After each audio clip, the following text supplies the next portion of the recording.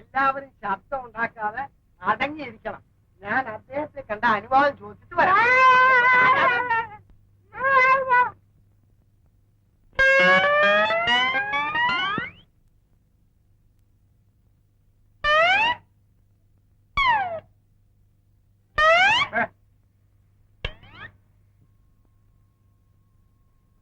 ഞാനൊരു ഭക്തനാണ്, വൈദ്യമാണ് എന്റെ തൊഴിൽ.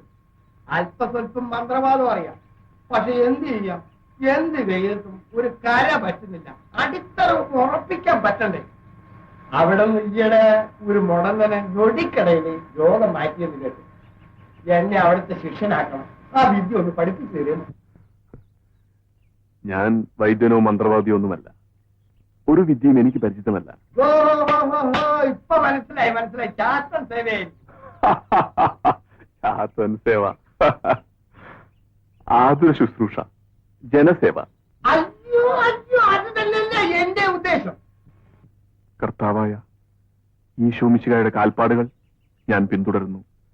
ആ മാർഗം മാത്രമേ ലോകത്തിന് ശാശ്വത സമാധാനം നേടിക്കൊടുക്കുകയുള്ളൂ എന്ന് ഞാൻ വിശ്വസിക്കുന്നു. ഏത് മാർഗം സ്വീകരിച്ചാലും എനിക്ക് എന്റെ അടിത്തറ ഒന്ന് ഉറപ്പിക്കണം. അതിനങ്ങ് എന്നോട് സഹായിക്കും. ന്യായമായ ഏത് സഹായവും എപ്പോഴും നിങ്ങൾ എന്നിൽ നിന്നും പ്രതീക്ഷിക്കാം. അയ്യോ അത് മതി അത് മതി. പിന്നെ എന്റെ കൂടെ കുറെ രോഗികൾ വന്നിട്ടുണ്ട്. എന്റെ കയ്യിലുണ്ടായിരുന്ന എല്ലാ ഔഷധവും കൊടുത്തു നോക്കി, അറിയാവുന്ന എല്ലാ മന്ത്രവും ചെയ്തു നോക്കി. ഒരു രക്ഷയില്ല. അവരെ കൂടി അങ്ങൊന്ന് രക്ഷിക്കണം. അവർക്ക് വേണ്ടി ഞാൻ പ്രാർത്ഥിക്കാം. ഫലം ദൈവത്തിന്റെ കയ്യിലാണ്. ഫലം ആര് തന്നാലും മതി, പക്ഷെ ഫലം കിട്ടണം. അവരെ ഞാൻ ഇങ്ങോട്ട് കൊണ്ടുവരാനൊന്നും അനുവദിക്കുന്നു. അശരണർക്ക് ഈ വാതിൽ എപ്പോഴും തുറന്നിരിക്കും.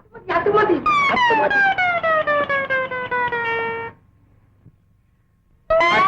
ഒരു രക്ഷയില്ല. അദ്ദേഹം ധ്യാനത്തിലാണ്. പിന്നെ ഞാൻ കാല് കയറി പിടിച്ച് ഒരു വിധത്തിൽ സമ്മതിച്ചിട്ടുണ്ട്. ഞങ്ങൾ തമ്മിൽ അത്രയ്ക്ക് സ്നേഹത്തിലാണെന്ന് വെച്ചോ. പിന്നെ ഒരു കാര്യം പ്രത്യേകം, നമ്മളോട് ഈ കാണിക്കുന്ന സ്നേഹം നമ്മൾ അങ്ങോട്ട് കാണിച്ചില്ലെങ്കിൽ ഇതങ്ങ് പോകും. അതിന് അദ്ദേഹം പ്രതിഫലമൊന്നും വാങ്ങണില്ല എന്നാണല്ലോ പറയണ കേട്ടത്. താൻ എവിടത്തുകാരനാണോ? ദൈവം നമ്മളോട് ചോദിച്ചിട്ടാണോ വഴിപാട് നമ്മൾ കൊടുക്കുന്നത്? ഞങ്ങളെ കൊണ്ടാവുന്നത് ഞങ്ങൾ ചെയ്തുകൊള്ളാം. ഇത് പറഞ്ഞ മാത്രം പോലെ കയ്യോടെ ചെയ്യേണ്ട കാര്യം ചെയ്യേണ്ട രൂപത്തിൽ ചെയ്തെങ്കിൽ കാര്യം നടക്കും. അതിന് ഞങ്ങൾ എന്ത് ചെയ്യണമെന്ന് പറ. അത് ഞാൻ പറയാം. ഇട്ടോ ഇതെല്ലാം തീരാത്ത ജാതികളാണ്. അതല്ലേ ഇട്ടോ. ഇട്ടോ ഇട്ടോ.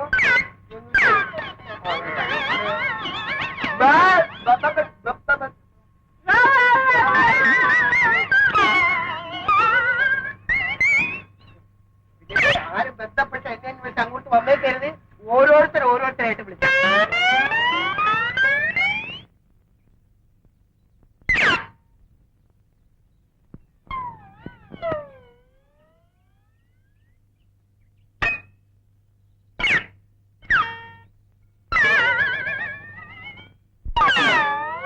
അയ്യോ എന്റെ പൊന്നുസ്വാമിയാണ്, ചതിക്കല്ലേ. അയ്യോ അയ്യോ.